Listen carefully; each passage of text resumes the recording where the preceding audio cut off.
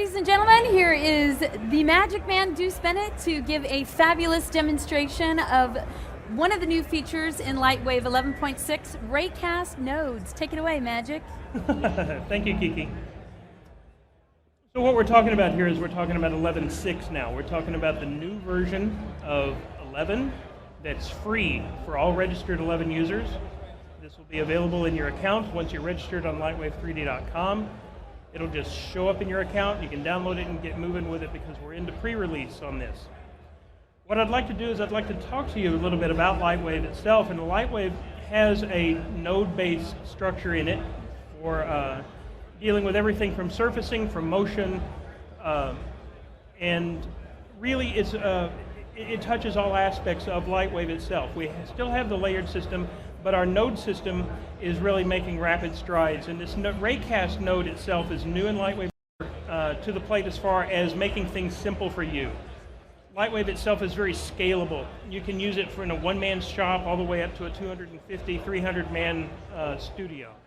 Everything that you need is in the box. So what I'm just going to do is I'm just going to quickly create something very simply, and I want to talk to you about what this gives you. So I'm just going to create a ground plane real fast, and I'm also going to create, let's just do a sphere.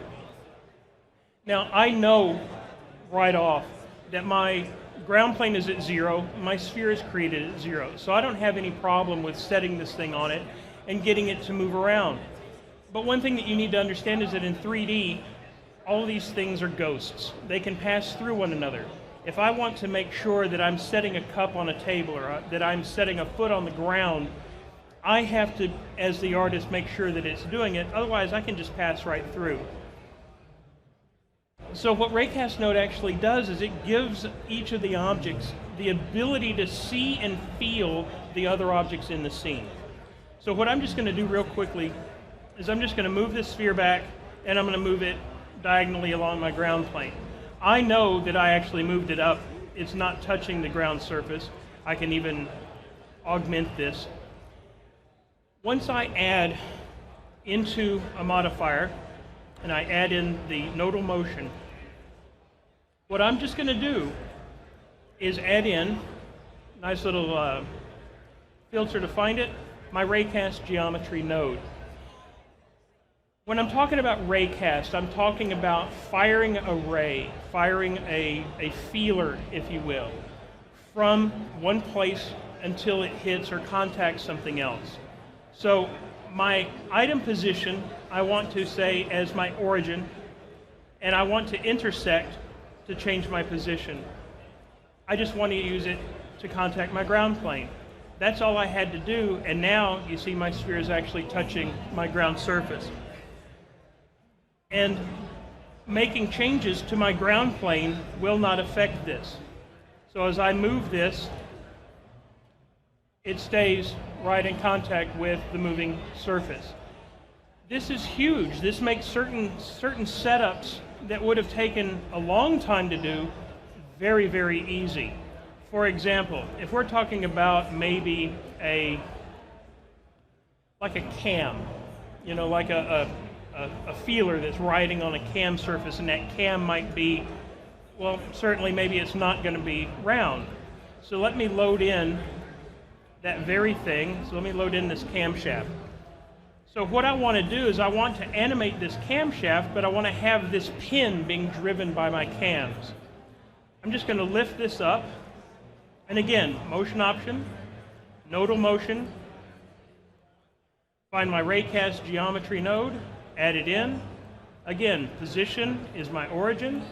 I want to find the rod, I want to find the camshaft, and intersect is driving the position.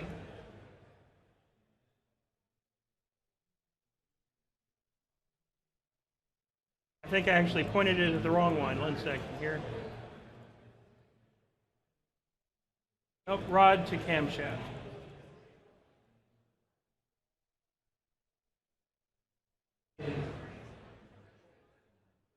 And for some reason, let me just do a quick reset. Load in that object again.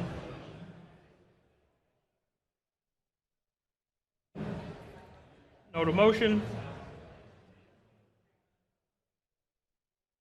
Raycast Geometrie, position to the camshaft, and again, intersect to position.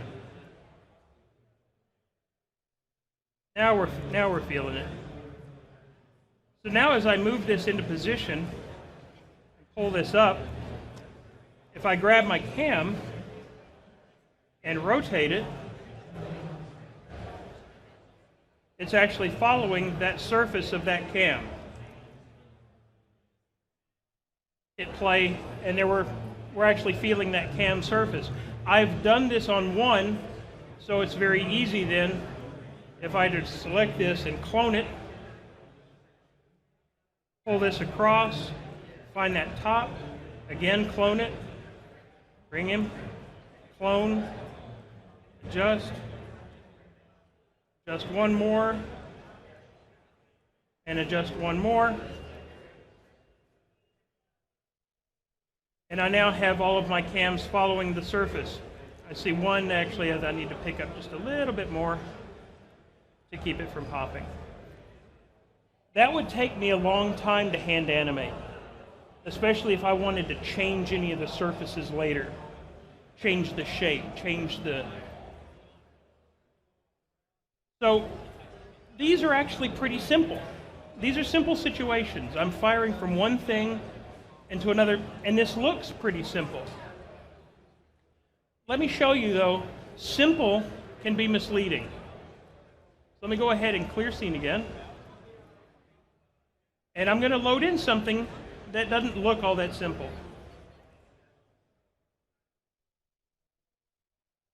So here I have a droid. A lot of people might get the Oblivion reference here. This kind of looks like one of those. And as you can see, this thing is firing a laser. This laser, where it is impacting the ground, is, well, it's spawning particles and it's spawning hypervoxels. This looks very complicated because, I mean, I'm having to trace over all manner of things as we go, but let's break this down.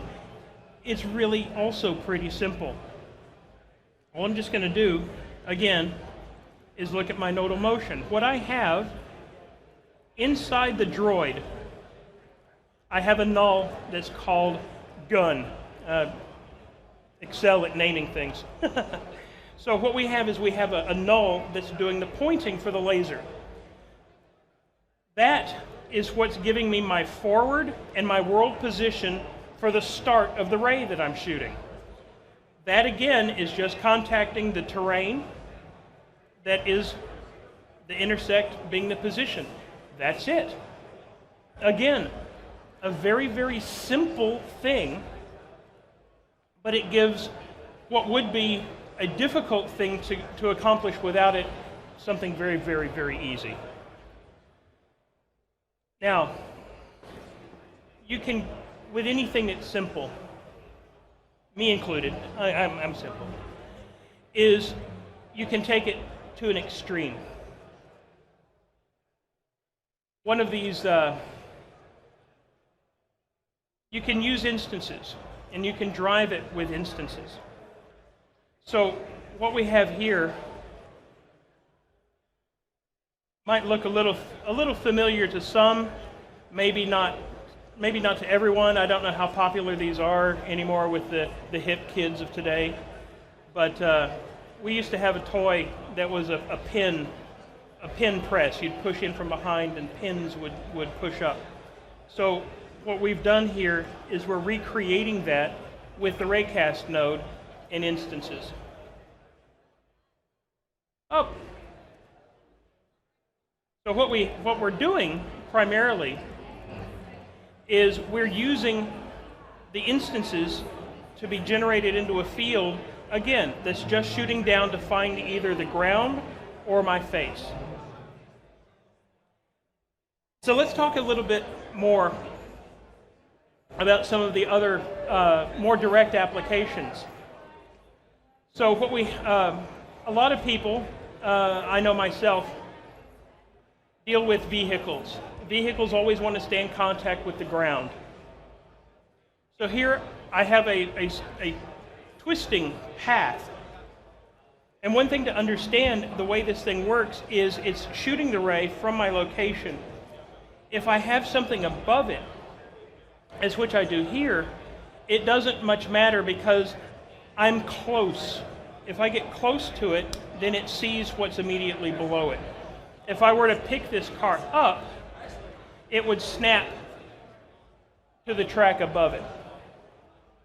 So by being close, this means that I'm able to just easily wheel around a very complex, I've actually added a ghost keyframe in here that shouldn't have been there, to turn around and follow this path. Again, this would be very difficult to do without my Raycast node, because I'm having to not only deal with turning, but I'm dealing with angles and everything else. Again, very simple to set up. I want to show you, though, this.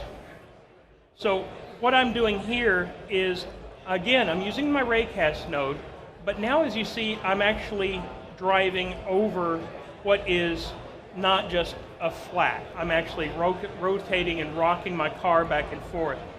So what I want to do is I want to show you this because this actually brings in something new in 11.6 to our node editor, and it's called compound nodes.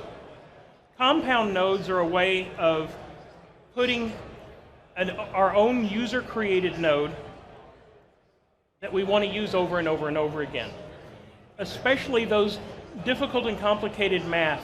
I know a lot of people, got into doing computer graphics so that they wouldn't have to deal with math, and then they find out that they're dealing with math, and now they, and so they hate it and they want someone else to do it. Well, this is a way of doing those complicated things one time. We do that complicated thing one time, we save it as a compound node, we can then reuse it, and we don't have to touch math anymore.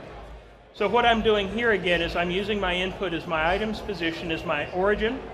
The intersect is driving my position, so this is controlling where I'm going. But this is inside of my compound node to convert hitting my normal into heading, pitch, and bank. This will ship with Lightwave 11.6, so we save you guys from having to do this math. And so what we're doing is we're changing our hit normal, and we're converting that into heading, pitch, and bank so that we're actually feeling those shapes as we go over. But again, this is touching on the concept now that we have of compound nodes that are built into Lightwave 11.6. So again, what we've got is this just works out so that I only have to animate the car in its direction and its speed. It then senses and feels the ground.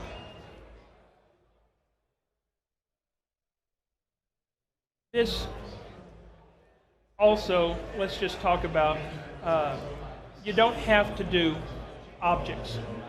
We can drive anything with this Raycast node. So what I have here, and this is a rather unique use for this, but what I've got is I'm using a light actually as my ray origin, and where it's intersecting a shape, it is actually driving the angle and position of some other lights. You don't have to do this with just geometry. You can do it with anything that's part of Lightwave. It also works with other applications and other tools within Lightwave. It's just a node. It's up to you and your own creativity as far as what you want to do with it. So here, I'm using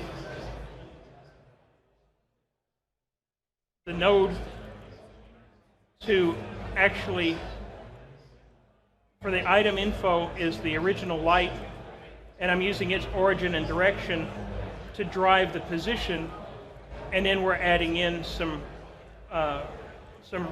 reflections and everything to drive the additional lights to make a completely new and different kind of control. This Raycast node really brings a whole other level of control so that items can feel the ground, wheels can sense the ground.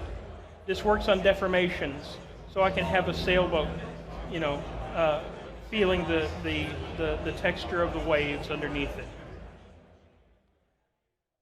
Really, Lightwave is all about empowering the user. It's trying to give everything that a studio would want to a single person as well. We don't want you to have to hire a team to do your technical direction. We don't want you to have to hire a team to do your surfacing. We want to give everything to you, the user. We want to empower you to be able to do, to bring those shows, those ideas, bring them to life. See it on YouTube all the time. You see Abogenesis is one that comes to mind as far as one guy and his vision and Lightwave coming together.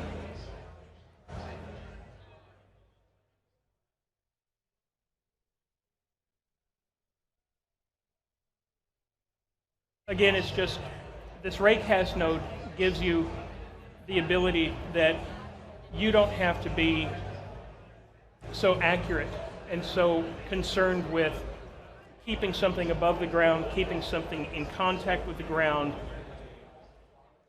It gives each of the objects its own ability to sense and know where other objects are in the scene.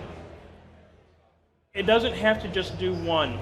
If we look at the option here, we can have the Raycast detect and report back for anything in my scene. I'm not limited to just having one ground plane or one contact surface. I can have multiple things on the surface, multiple things around in my environment, and each one of those can drive my nodal motion.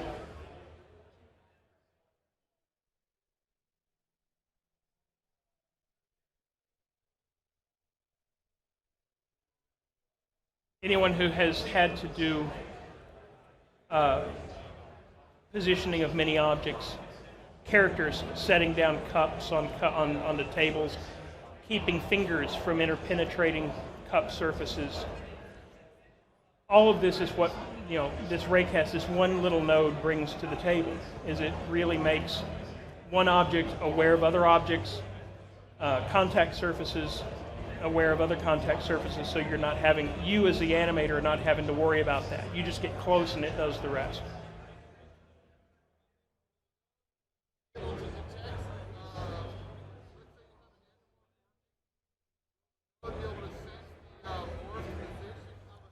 Because it's actually reading the geometry itself, when that geometry displaces, that's where it is.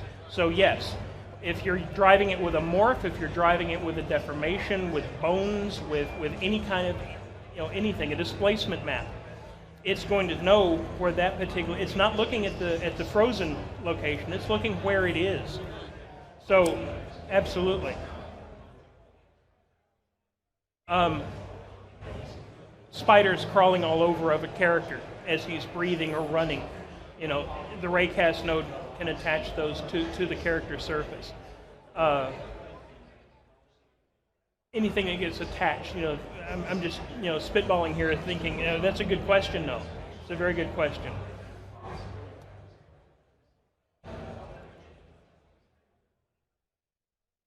So it's just it just brings it brings that. Computers are supposed to be labor-saving devices. They're not supposed to make things harder.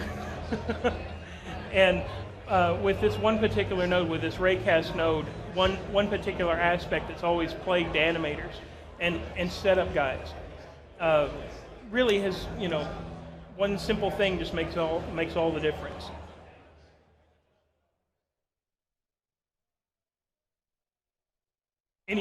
Do you have any other questions? I mean, that's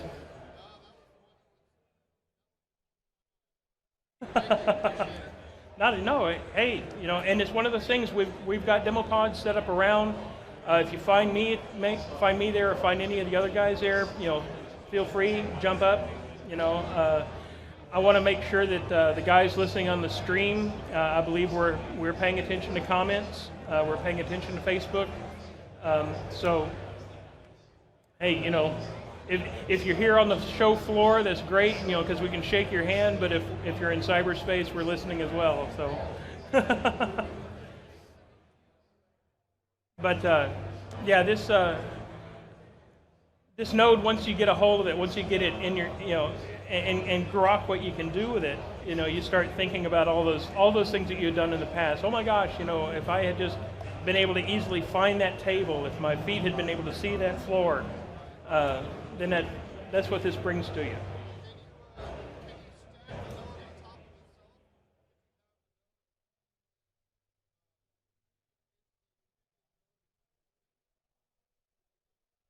It would be interesting. It would be interesting to do a setup that would involve that. You might get into, who sees what first. You might get into an order of operations issue, but you just have to kind of play with it.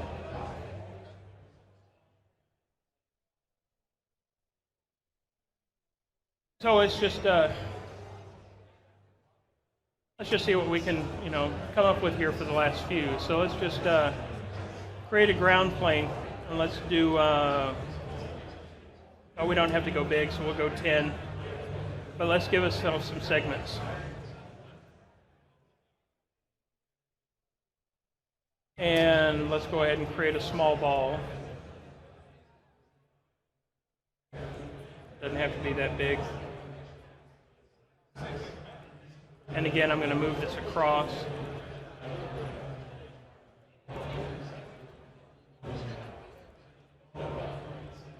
So this is moving across. I'm going to do the, make sure that I've given myself some distance, because I'm going to use Raycast. Let's do the node motion. Raycast Geometrie. Position. We're going to watch the ground plane.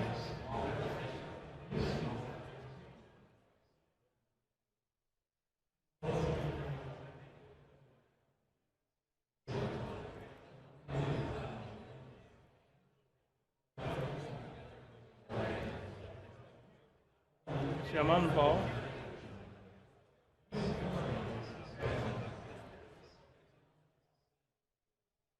Properties, information. I'm going to do a fast reset real quick.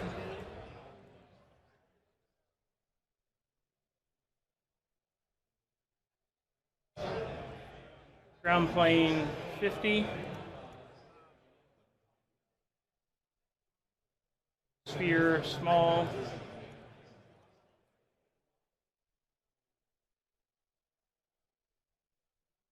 Move from corner to corner.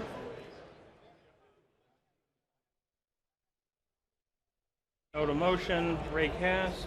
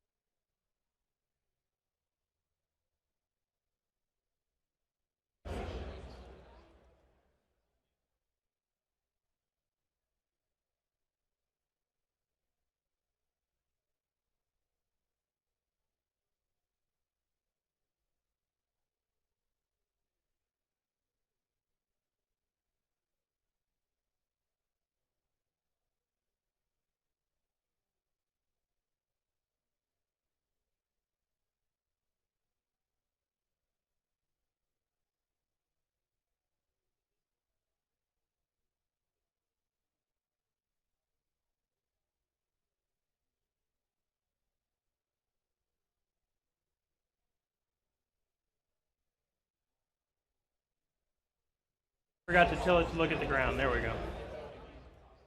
So now as this comes across the displaced ground, and again, we can change that. Change the size. So now it just traces across that ground surface. So here I'm using displacement map to change the shape of this thing. And it's, if I change it, then it changes. So it's always staying in contact with that ground. This can be animated. So let's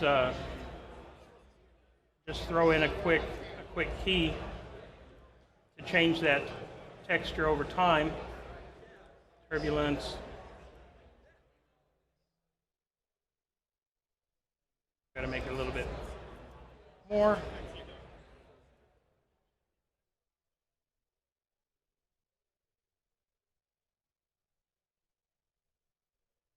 So no matter how I change it, the Raycast always sees it. So that'll help. You know, that'll be even with morphs, bones, anything, because it's looking at the polygon at that frame, at that time, where it's moved in time.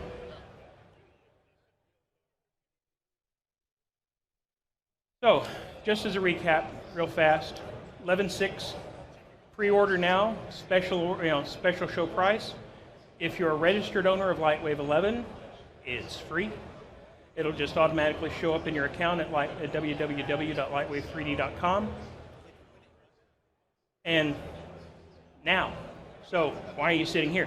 So if you, and let me go ahead and ask, everyone, make sure you have Lightwave 11 registered in your account before you look at doing this, because I'm also the customer service guy.